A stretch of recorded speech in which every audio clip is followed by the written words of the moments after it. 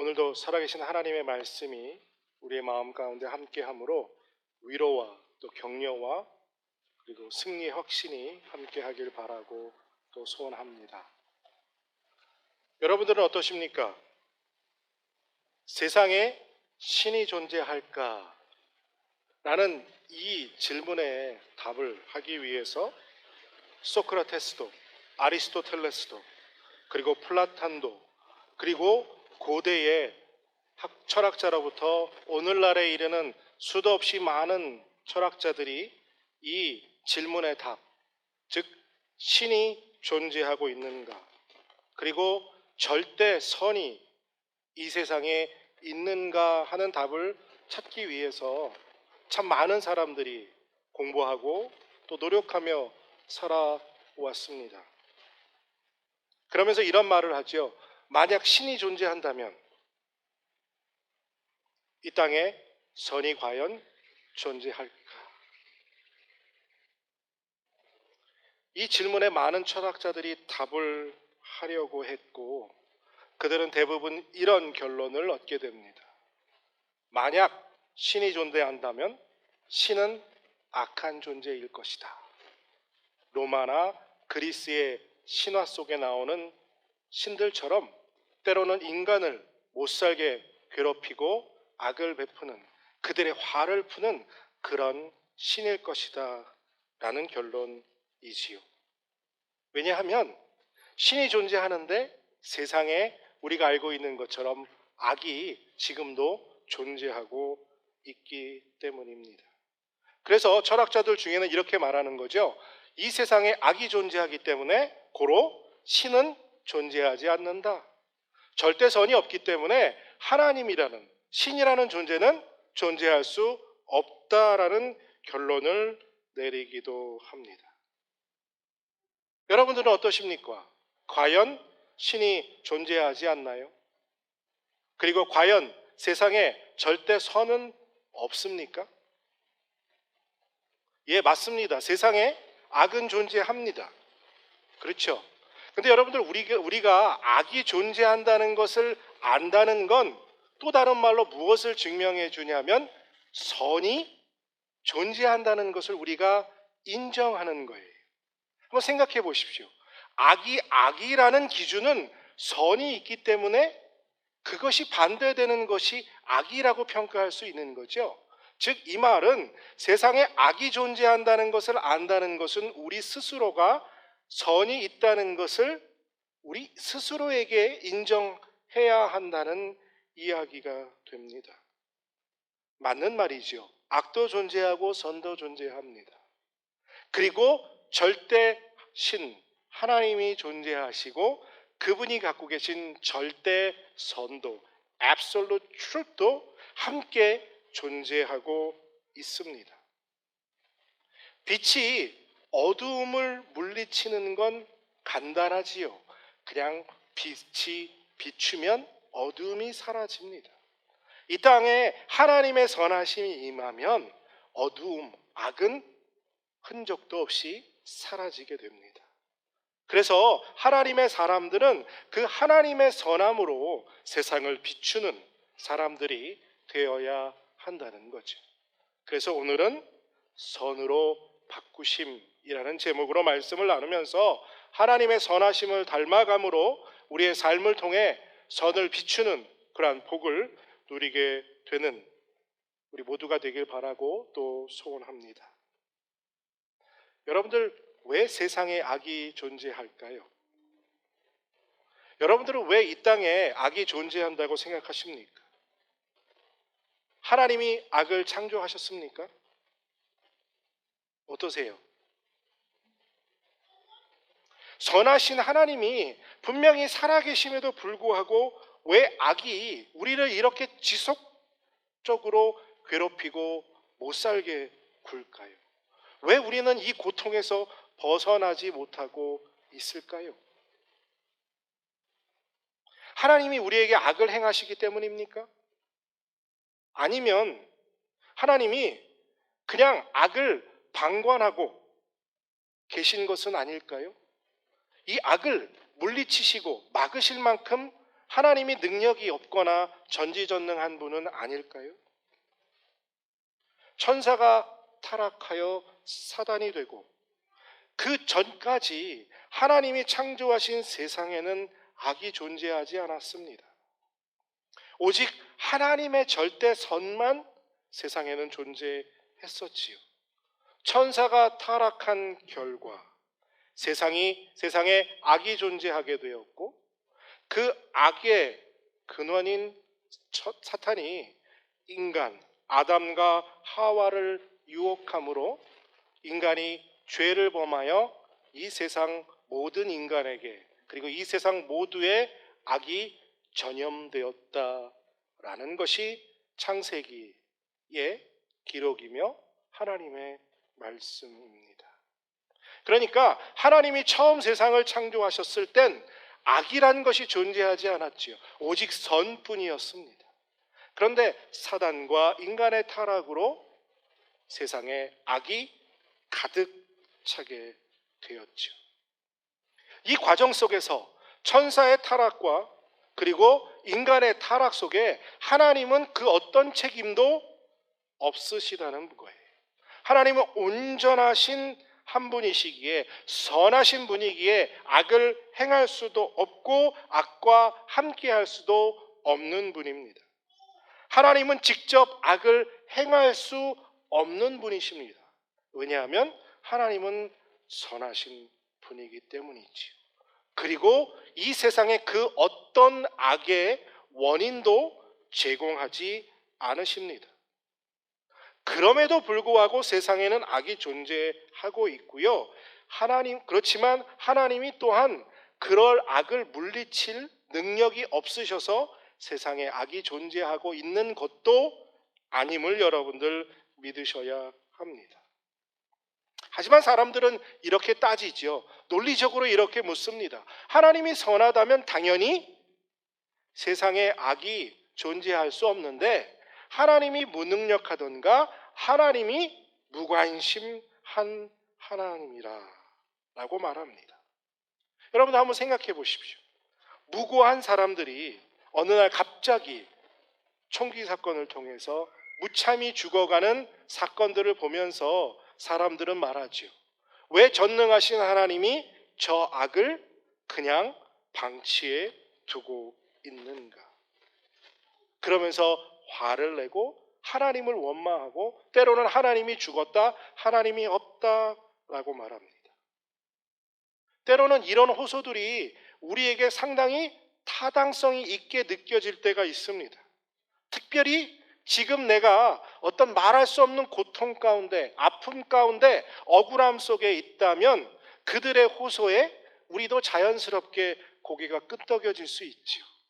왜 선한 하나님이, 왜 우리가 이렇게 고통받고 있는데 그냥 그 악을 내버려 두고 계시지?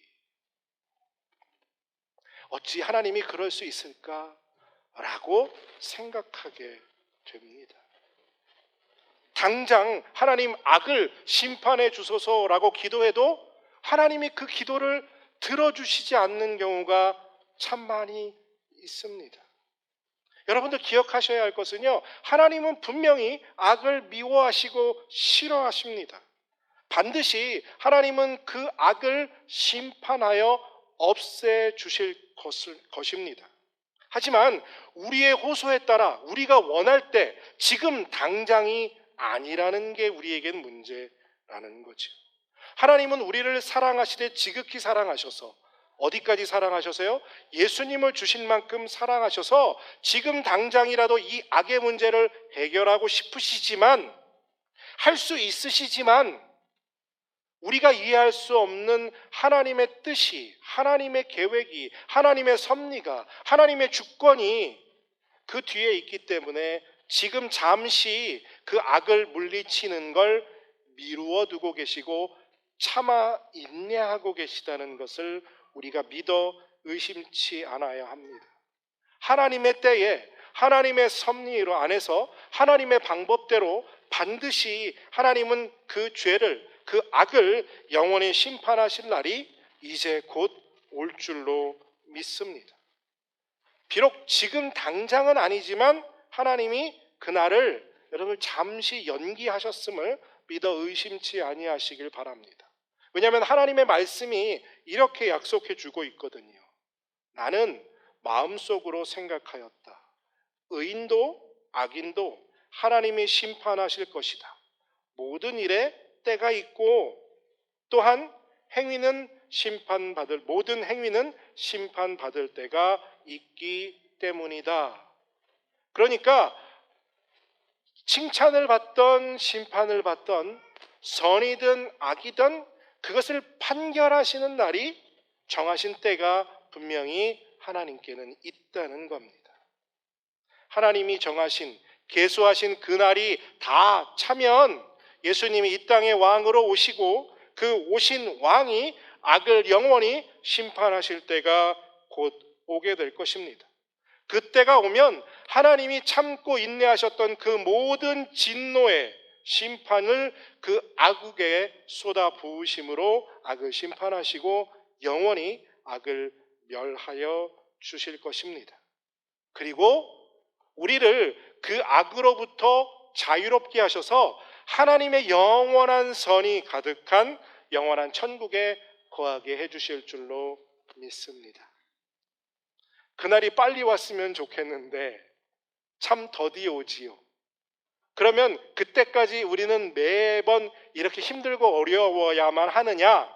아니, 하나님이 잠시 그 소낙비가 피할 수 있도록 우리에게 위로를 주시고 또 우리와 함께하여 주신다는 것을 여러분들 믿으시길 바랍니다. 그 예가 바로 오늘 요셉의 삶을 통해서 하나님이 보여주시는 거죠. 그 영원한 심판의 때가 있기 전까지 하나님이 우리를 어떻게 그 폭풍우 같은 곳에서 피하게 해주시느냐? 잠시 하나님이 악을 선으로 바꾸어 우리 삶을 평안하게 해주시는 그 은혜가 있다는 것입니다.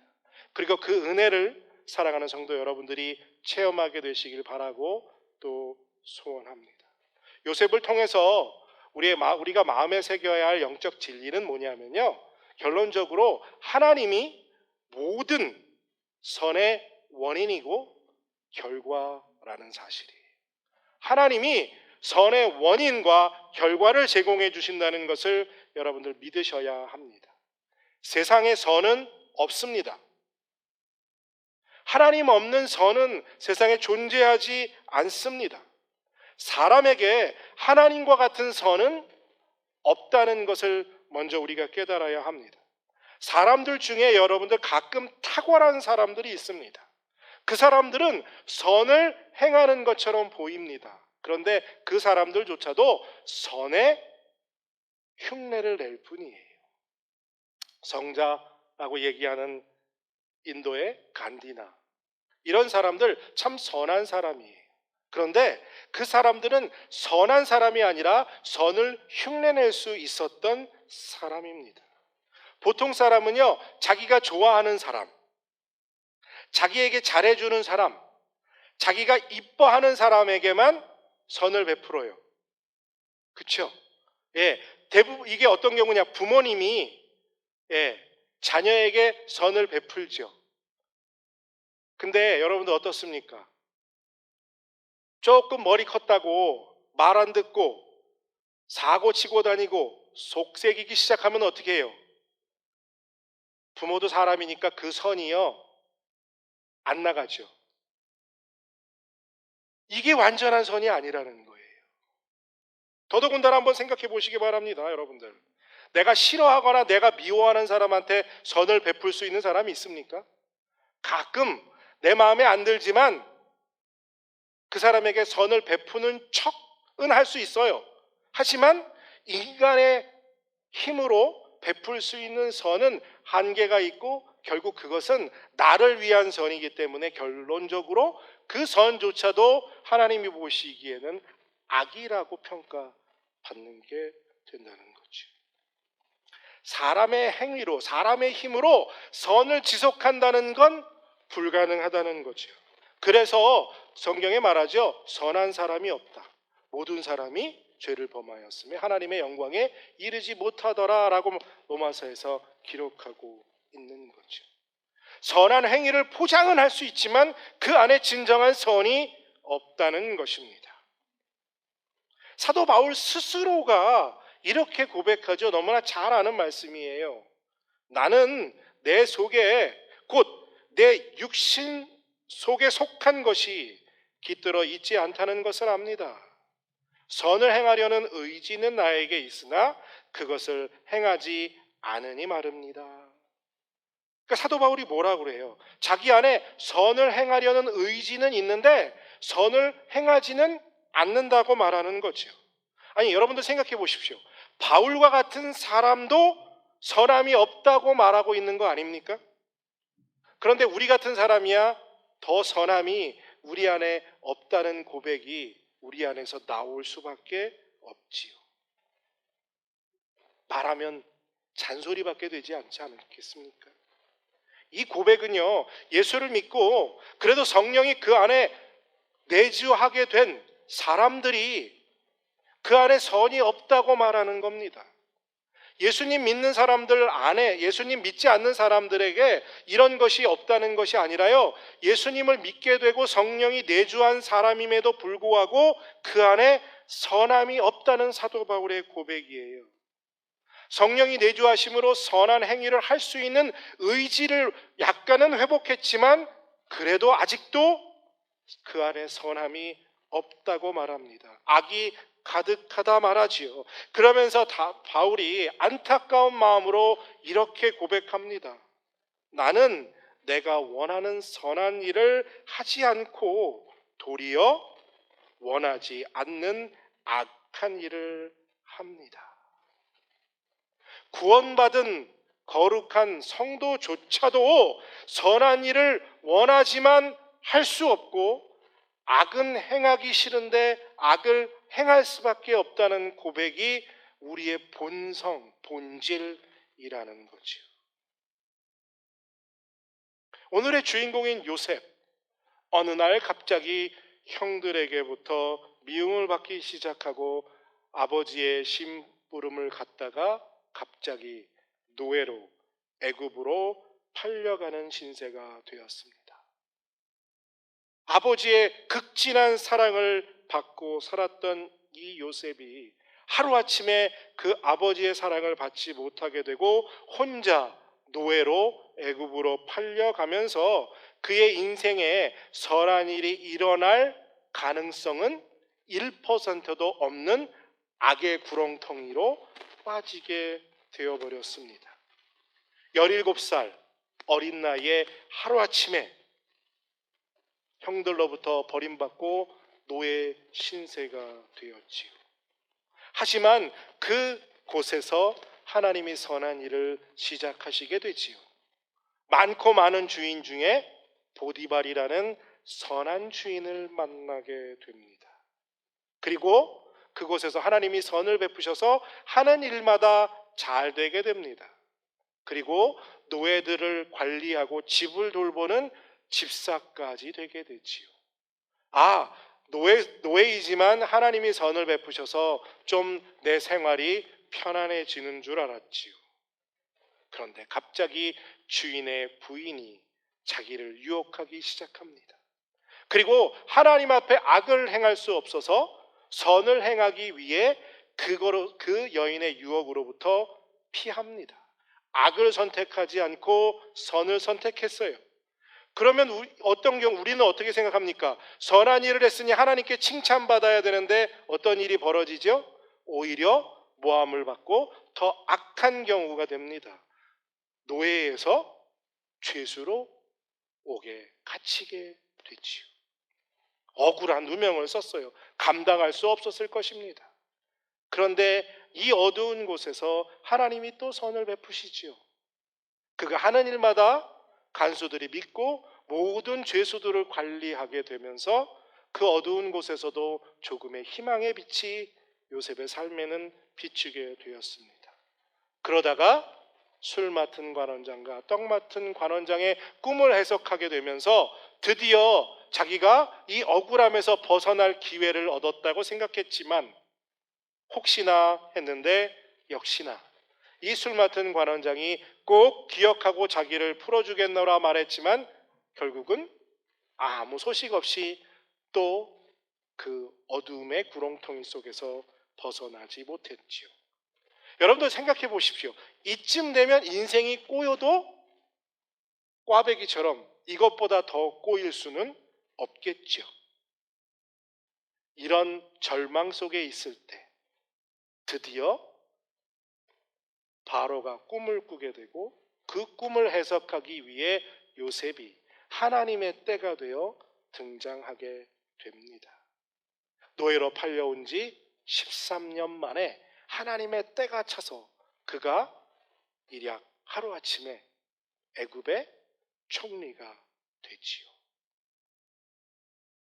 그리고 엄청난 흉년을 견뎌내기 위해 형들이 애굽으로 곡식을 구하러 오면서 요셉에게 또 다른 일이 벌어지게 됩니다. 그리고 결국 형들과 온 자기 형제 가족들이 애굽에 내려와서 시간을 보내며 살게 되지요. 다시 볼 줄 몰랐던 아버지의 얼굴도 동생 베냐민을 만나는 그러한 악이 선으로 바뀌는 삶을 그가 살아가게 됩니다. 그러다가 갑자기 아버지가 야곱이 죽게 되지요. 오늘의 본문의 이야기는 그 뒤를 이어갑니다. 그 순간부터 갑자기 형들이 불안해지기를 시작했어요. 두려움에 밤에 잠을 자지 못하는 상황을 맞이하게 됐습니다. 왜냐하면 오래전에 자기들이 자기 동생에게 행했던 악이 기억났기 때문입니다. 이미 요셉은 다 형들을 용서했지만 그 형들은 자기의 죄가 있어서 밤에 잠을 잘 수가 없었습니다. 동생이 혹시 아버지가 죽었으니 이제 자기들을 죽일까? 아니면 노예로 팔아버릴까?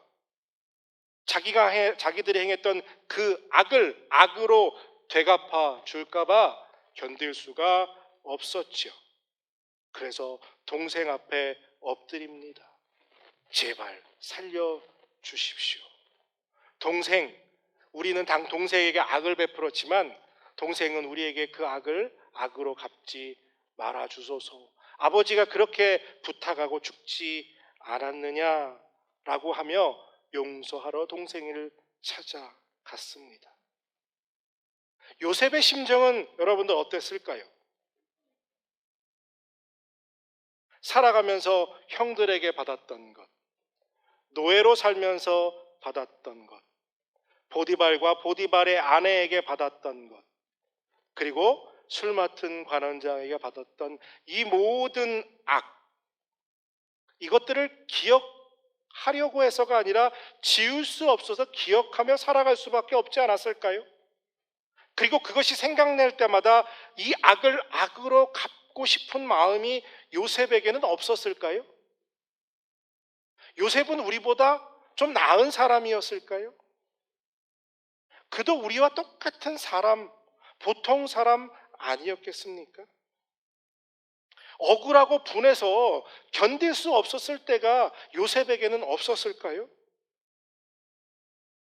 아마 요셉이 하나님의 은혜를 입지 않았다면, 우리와 같은 보통 사람이었다면 그 당시 세계에서 가장 오래된 함무라비 법전에 기록된 대로, 그리고 나중에 창세기에 기록되는 대로 눈에는 눈, 이에는 이라는 법을 적용해서 형들에게 갚아주고 자기가 노예 생활을 하면서 받았던 사람들에게 갚아주고 보디발의 아내에게도 악을 악으로 갚아주고 싶지 않았을까요? 저는 요셉이 그랬을 거라고 생각합니다. 그러고 싶어서 견딜 수 없었을 거라고 생각해요. 그런데 오늘 본문에서 보여주시는 요셉의 선은 도대체 어디서 나오는 겁니까? 요셉은 보통 사람이 아니었다는 것을 얻게 돼요. 요셉은 하나님을 닮은 사람이었어요. 그의 인생을 통해 하나님의 선을 닮아간, 배워간 사람이었다는 거죠. 하나님의 선이 그의 마음에 가득 채워짐으로 그의 안에 가득했던 악이 다 사라지고 선이 그 안에 있어서 자기를 팔았던 형의 악을 용서할 수 있었고, 노예로 받았던 그 많은 악을 용서할 수 있었고, 보디발의 아내의 악을 용서할 수 있었던 것입니다. 요셉의 행위가 선해서 그 사람이 선하게 된 것이 아니라요, 하나님의 선이 그의 삶을 주장함으로 그의 안에 가득 채워짐으로 그가 선할 수 있었다는 결론이에요.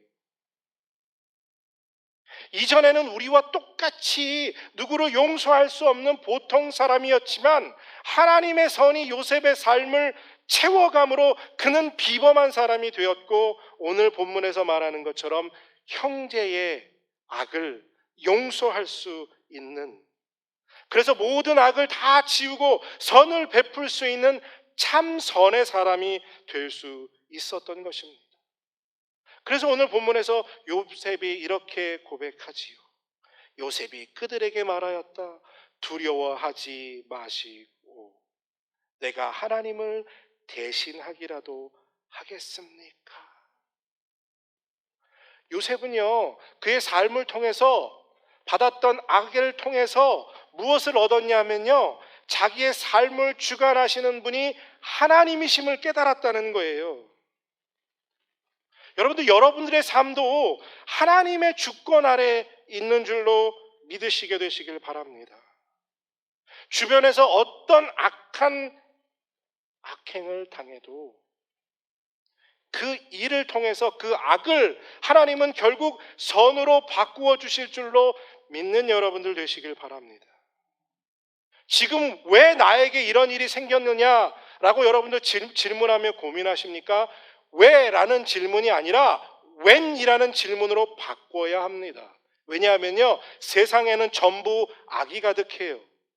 그래서 언제 내게 악이 닥쳐올까가 궁금한 것이지 왜 내게 이 악이 닥쳐왔는가는 당연한 문제라는 사실이에요. 왜 나에게만이 아닙니다. 우리 모두에게 닥쳐올 악이에요. 그것이 단지 저에게는 잠시 안 왔을 뿐이에요. 언제 올지 모릅니다.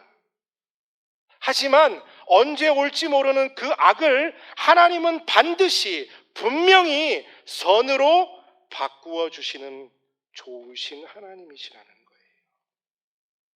여러분들, 우리 모두는요, 정말 말할 수 없는 고통의, 아픔의 순간을 만날 수밖에 없습니다. 하지만 이것을 이겨낼 수 있는 방법은, 요셉처럼 살아갈 수 있는 유일한 방법은 바로 하나님이 내 삶을 지금 다스리고 계시다, 주관하고 계시다라는 믿음이에요. 하나님이 나와 함께 하시기에, 하나님이 내 삶을 지금도 주관하시기에 이 아픔 속에서, 이 악 속에서 나를 선으로 건져주실 걸 믿는 거죠. 여러분들의 삶의 주인이 여러분들일 경우는 이 일을 할 수가 없어요. 이 일을 믿을 수가 없습니다. 하지만 하나님이 나의 삶의 주인이시라면 이 악을 바꾸어 선으로 바꾸어 주실 걸 믿는 믿음이 우리 안에 가득 채워지게 된다는 거죠. 그래서 우리도 이 요셉의 고백과 같은 고백이 우리 안에 넘쳐나게 되길 바랍니다. 형님들은 나를 해치려고 하였지만, 형님들은 나에게 악을 베풀었지만 하나님은 오히려 그것을 선하게 바꾸셔서 오늘과 같이 수많은 사람의 생명을 구하셨습니다. 그 모진 13년의 세월 속에서 요셉은요, 단 한 톨의 억울함도 원망도 남아있지 않은 고백을 합니다. 왜요? 하나님의 백성, 이스라엘 백성을 세우는 기초를 하나님이 자기의 삶을 통해서 다지셨기 때문이라는 거죠. 자기의 삶이 그 일의 삶의 도구로 하나님께 쓰임받았다는 기쁨이 그에게 있었다는 거예요. 그리고 오늘 하나님은 여러분들의 삶을 요셉의 삶과 같이 하나님의 도구로 사용하기를 원하시는 줄로 믿습니다. 고통스러운 일, 손해본 일, 이런 일들 속에서 하나님이 선으로 바꾸어 주실 것입니다. 하나님이 이 속에서도 뭘 하실 수 있을까 싶을 정도로 절망과 고통 속에 있을지라도 여러분들 실망하고 절망하지 마시기 바랍니다. 그 순간 하나님은 그 악을 선으로 바꾸실 수 있는 분이에요. 드라마보다, 그 어떤 영화보다 더 드라마틱하게 하나님은 악을 선으로 바꾸어 주실 하나님이십니다. 물론 요셉과 같이 미국의 우리를 Secretary of State, 미국의 국무장관이 되게는 만들어주지는 않으실 거예요. 하지만 분명한 건 우리 삶 속에서 하나님이 반드시 분명히 정확히 한치의 오차도 없이 우리의 삶의 선을 베풀어 주실 줄로 믿습니다. 아멘? 아멘. 여러분들 지금 일어나는 일들이 겉으로 보이긴 참 나쁜 일이고요, 참 악한 일이에요. 고통스러운 일이 분명합니다. 하지만 그 악이, 그 고통이, 그 절망이 하나님의 때에 선으로, 더할 수 없는 선으로 우리의 삶으로 바꾸어 주실 줄로 믿습니다. 이것을 믿기 때문에, 이 은혜가 우리 안에 있기 때문에 여러분들 우리 안에 이 사도 바울의 고백에 마음을 새기고 또 믿고 의심하지 않는 여러분들 되시길 바랍니다. 너무나 잘 아는 말씀이지요. 우리는 하나님을 사랑하는 사람들, 곧 하나님의 뜻대로 부르심을 받은 모든 사람들에게는 모든 일이 서로 뭐해서요? 합력하여 선을 이룬다는 것을 압니다. 여러분들 여기에 계신 모든 한 분 한 분은요, 하나님의 사랑을 받은 하나님의 사람들입니다. 아멘. 또한 하나님의 뜻대로 부르심을 받은 사람들입니다. 아멘. 그렇다면요, 악도 선도 그 모든 것도 다 결국 어떻게 된다고요? 합력하여 하나님의 얼티밋 절대 선을 이루는 일에 쓰임받게 될 줄로 믿습니다. 여러분들 폐품 있잖아요. 쓰레기. 청소부의 손에 가면 그건 쓰레기로 버리게 되지요. 그런데 예술가의 손에 그 폐품이 들어가면요, 그것은 폐품이 아니라 걸작품이 될 수 있어요. 지금 쓰레기 같은 내 인생, 폐품 같은 내 인생일지라도 여러분들은 하나님 손에 붙잡힌 사람들 아닙니까? 그렇다면 여러분들은 세상에 더할 수 없는 뭐가 될 수 있어요? 걸작품. 하나님이 원하시기만 하면, 그리고 하나님이 그 뜻을 이루시겠다고 오늘 우리에게 약속해 주고 계신 줄로 믿습니다. 하나님은 오늘 나의 악을 선으로 바꾸어 우리의 삶을 통해 찬양받으시기를 기뻐하시는 하나님이시는 줄 믿습니다. 나의 나됨이 하나님의 은혜임을 고백하는 여러분들 되시길 바랍니다. 하나님은 그 어떤 악한 환경도 선으로 바꾸실 수 있는 전능하신 하나님이십니다. 악한 사람을 선한 사람으로 바꾸실 수 있는 좋으신 하나님입니다. 악한 성품도 선한 성품으로 바꾸어 주시는 하나님 아버지이심을 믿습니다. 믿게 되시길 바랍니다. 하나님의 선함이 우리 안에 있으면요, 삶의 모든 문제, 고통, 아픔, 괴로움들이 더 이상 그 고통, 아픔, 괴로움이 아니라 나를 바꾸시는 선임을 믿는 여러분들 되시길 바랍니다. 하나님의 선하심, 그것이 더 좋은 것임을, 우리를 위해서 더 좋은 것을 채워주시기 위한 하나님의 축복의 손길임을 여러분을 믿는 여러분들 되시길 바랍니다. 그래서 이것을 믿기 때문에, 그 선이 내 안에 있기 때문에 오늘 요셉과 같이 형들을 용서할 뿐만 아니라 뭐라고 말해요? 형, 걱정하지 마세요. 형의 자녀들까지도 내가 키우겠습니다라는 더 큰 호의를 베풀 수 있는 참선의 모습을 우리도 보여줄 수 있는 사람들이 될 줄로 믿습니다. 악을 선으로 바꾸시는 하나님, 그 하나님을 의지하며 오늘 현재 내게 있는 그 악을 승리하는 우리 모두가 되길 바라고 또 소원합니다.